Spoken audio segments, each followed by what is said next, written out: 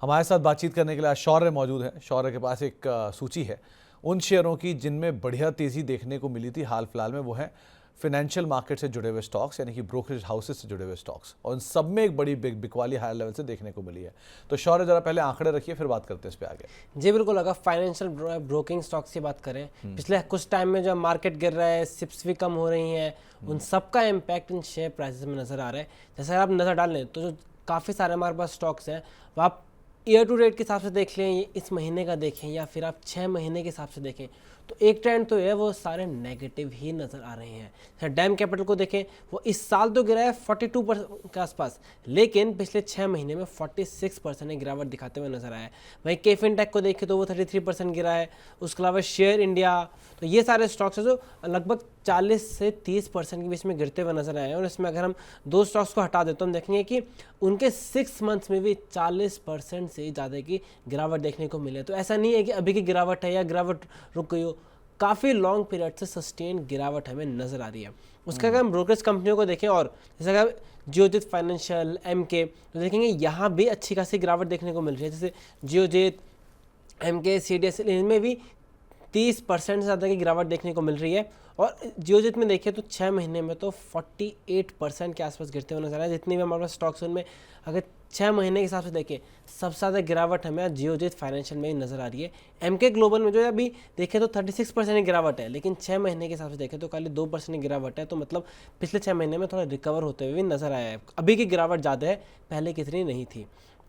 CDSL की बात करें तो एंजल वन की, उनमें भी जो है अच्छी खासी गिरावट है। और आप देखें तो यूटीआर एंजल वन एसएन में 30% से कम की गिरावट है, लेकिन यहाँ भी फिर भी अच्छी खासी गिरावट नज़र आ रही है। तो आप देख सकते हैं जितने भी ब्रोकरेज कंपनियां हैं या शेयर मार्केट से जुड़ी हुई कंपनियां हैं, उन सब की अच्छी खासी पिटाई हुई है, वो एकदम लुढ़कते हुए नजर आया है। जो मार्केट का माहौल है वो यहाँ तो साफ साफ रिफ्लेक्ट होता हुआ नजर आया है। तो शौर्य, दो चीज़ पूछूंगा। एक, क्या ये शेयर महंगे वैल्यू पर थे इसलिए टूटे, या क्या बाजार में लोगों का इंटरेस्ट नहीं आ रहा इसलिए टूटे?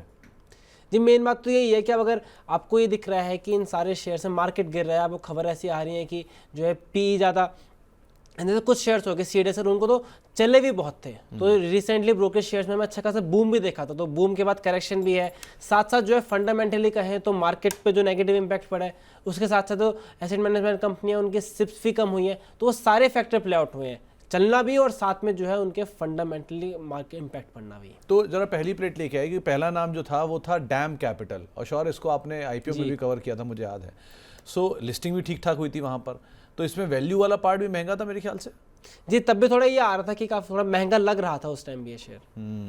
नितलेश सर, आप इसी इंडस्ट्री के हो, आप इन एंड आउट सब कुछ जानते हो, डिकेड से हो मार्केट्स के अंदर। ऐसी तेज़ी जो इन सब शेयरों में आई थी, चाहे शेयर इंडिया हो, मोतीलाल ओसवाल हो, एंजल ब्रोकिंग हो, इन सब की जो तेज़ी थी, ये तेज़ी उस समय पर क्या जस्टिफाइबल थी? पहला पार्ट।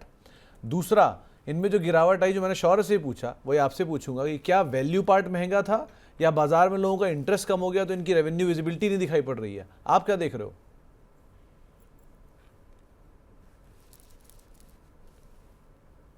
तो ये स्टॉक इतना चले थे कि जरूरत से ज्यादा चले थे, और अभी गिर इस वजह से रहे हैं क्योंकि सबका रेवेन्यू मॉडल जो है वो बंद कर चुका है।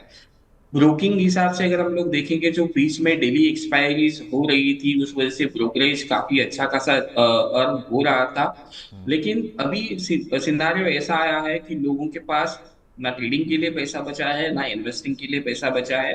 कुछ ब्रोकर से मैं बात कर रहा था बीच में, उनका नॉर्मल सब ब्रोकर जिनका रेवेन्यू जो हुआ तकरीबन 2 लाख 2.5 लाख रुपए के आसपास आता था महीने का, वो अभी 25,000 30,000 के आसपास, मतलब सीधा इतना 70 से लेके 90% का ड्रॉप उसमें देखने को मिला है। तो इस वजह से इन इंडस्ट्री के ऊपर थोड़ा सा क्या है, लोगों का इंटरेस्ट कम होने की वजह से, और नए नए रूल्स आ रहे हैं सेबी की तरफ से कुछ ना कुछ, तो इस वजह से लोगों का इंटरेस्ट कम होते जा रहा है, नए क्लाइंट्स नहीं जुड़ रहे हैं। तो इस वजह से थोड़ा सा इंडस्ट्री के ऊपर प्रेशर है, सभी जगह पे प्रेशर है। स्पेशली आरए का बिजनेस हो गया या फिर और भी बिजनेस है जो स्टॉक मार्केट से रिलेटेड है, उसमें काफी बड़ा इम्पैक्ट हमें अभी देखने को मिल रहा है। और मार्केट तो गिर ही रहा था, वो भी एक दूसरा इम्पैक्ट है। तो नितलेश सर, ये जो सिचुएशन है, क्योंकि ये कहीं तो स्टेबल होगी ही, ऐसा भी नहीं है कि बाजार का जो तेज़ी थी वो अनरियलिस्टिक थी। अब गिरावट है, लोगों को लग रहा है कि गिरावट बहुत बड़ी है, लेकिन अगर कोई 300 रुपये की चीज़ 3000 हो जाएगी और 3000 से टूट के वो आधी भी हो जाए, 1500 भी हो जाए, तो भी वो 5 गुना ऊपर है। सो कहीं तो स्टेबल होगा। कहाँ आप स्टेबल होते हुए देख रहे हो इन्हें? देखो मेरे हिसाब से थोड़ा बहुत और समय लगेगा, 2 से 3 महीने लग सकते हैं लोगों का इंटरेस्ट वापस आने में। अगर समझो ये रैली जो है वो फिजल आउट हो जाती है और फिर अगर हम लोग लोअर लेवल फिर से स्टार्ट करते हैं ट्रेडिंग करना, तो लोगों का इंटरेस्ट जो है वो कम नहीं, ना के बराबर हो जाएगा। लेकिन अगर ये रैली मेंटेन रहती है, यहाँ से पोजीशन अच्छे खासे रहते हैं बाजार में आने वाले समय में, तो लोग फिर से धीरे धीरे वापस आएंगे, फिर कहना चालू करेंगे कि स्टॉक मार्केट अच्छा है, म्यूचुअल फंड अच्छा है, फिर लोगों का इंटरेस्ट वापस आएगा। तो 2-3 महीने का पीरियड इसमें जा सकता है। 2 से 3 महीने, 1 से 2 क्वार्टर, ये नंबर्स जैसे जैसे आएंगे वैसे वैसे सिचुएशन पता चलेगी बनती क्या है। लेकिन अभी के लिए हाँ, ये आंकड़े आपके सामने ज़रूर रखे गए हैं कि ऊपरी स्तरों से कितनी हैवी सेल ऑफ इन ब्रोकरेज स्टॉक्स में देखने को मिली। और ब्रोकरेज स्टॉक्स में बिकवाली की वजह भी आपको शौर्य बता रहे हैं कि इधर वॉल्यूम ख़राब आ रहे हैं, वैल्यूएशन महंगे हैं, और साथ साथ जो नए रेगुलेशन हैं, बाज़ार की स्थितियां हैं, उनको देख के लोगों का इंटरेस्ट भी कम आ रहा है। तो इसकी वजह से भी तेज़ बिकवाली यहाँ पर देखने को मिल रही है। बहुत बहुत शुक्रिया शौर्य, ये तमाम आंकड़े हमारे साथ शेयर करने के लिए और हमसे बातचीत करने के लिए इन सभी नंबर्स के ऊपर।